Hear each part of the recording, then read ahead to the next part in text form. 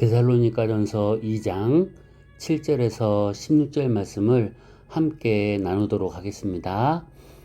바울은 이 말씀에서 자신과 동역자들이 데살로니가 교회를 어떻게 섬겼는지 회고하며 그들의 사역이 단순히 의무나 책임이 아니라 마치 어머니가 자녀를 품고 아버지가 자녀를 훈계하듯 지극히 인격적이고 사랑이 넘치는 관계였음을 고백합니다. 먼저 7절과 8절을 보시겠습니다. 우리가 그리스도의 사도로서 마땅히 권위를 주장할 수 있으나 도리어 너희 가운데서 유순한 자가 되어 유모가 자기 자녀를 기름과 같이 하였으니 우리가 이같이 너희를 사모하여 하나님의 복음뿐 아니라 우리 목숨까지도 너희에게 주기를 기뻐함은 너희가 우리의 사랑하는 자 됨이라. 바울은 자신들이 사도로서 가질 수 있는 권위를 내려놓고 마치 젖먹이는 어머니처럼 온유하고 부드럽게 섬겼다고 말합니다.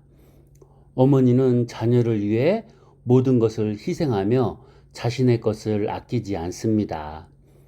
바울은 복음뿐만 아니라 자신의 목숨까지도 주기를 기뻐할 만큼 데살로니가 교회를 사랑했습니다.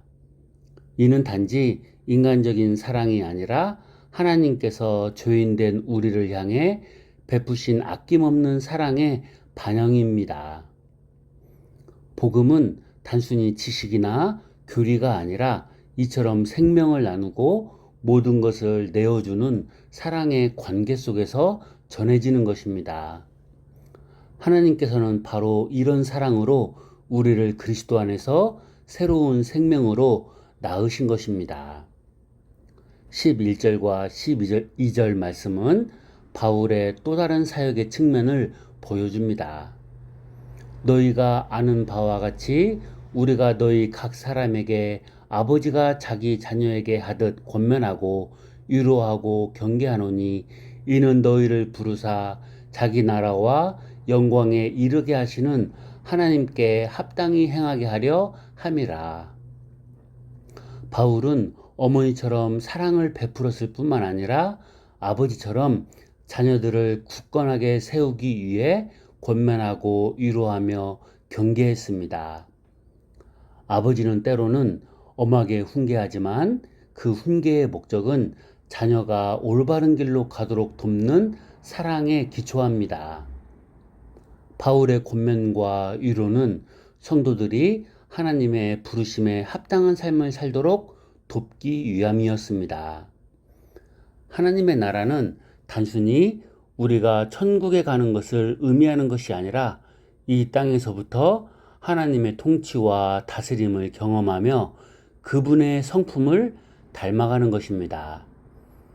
바울은 이처럼 데살로니가 교회가 하나님의 나라를 이 땅에서부터 살아내도록 양육했습니다. 바울의 헌신적인 사역에 데살로니가 교회는 어떻게 반응했습니까? 13절에 그 답이 있습니다.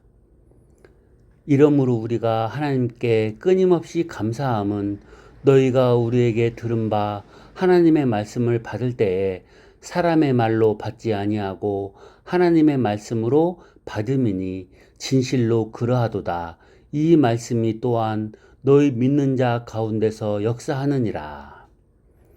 이 교회는 바울의 말을 단순히 인간의 조언으로 여기지 않았습니다. 그들은 말씀을 하나님의 말씀으로 인정하고 받아들였습니다. 그 결과 말씀은 그들 가운데서 살아 역사하는 능력이 되었습니다. 말씀을 받을 때, 그리고 설교를 들을 때, 하나님의 말씀을 묵상할 때 단순히 지식으로 습득하는 것이 아니라 하나님의 살아있는 음성으로 듣고 순종할 때 우리의 삶은 변화하고 하나님 나라가 우리 안에서 확장됩니다. 말씀은 우리의 생각과 마음을 새롭게 하고 우리를 거룩한 삶으로 인도하는 놀라운 힘을 가지고 있습니다. 오늘 말씀을 통해 우리는 하나님의 나라가 어떻게 우리 삶에서 이루어지는지 배웁니다. 하나님께서는 바울과 같은 신실한 종들을 통해 우리에게 복음을 전하시고 마치 어머니와 아버지처럼 우리를 사랑과 훈계로 양육하십니다. 그리고 우리는 그 말씀을 인간의 말이 아닌 하나님의 말씀으로 받을 때 그 말씀이 우리 삶 속에서 능력으로 역사하여 하나님의 나라를 살아내는 성숙한 믿음의 사람으로 자라게 됩니다.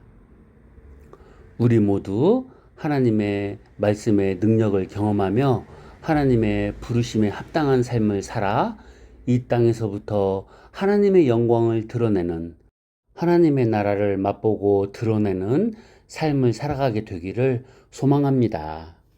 감사합니다.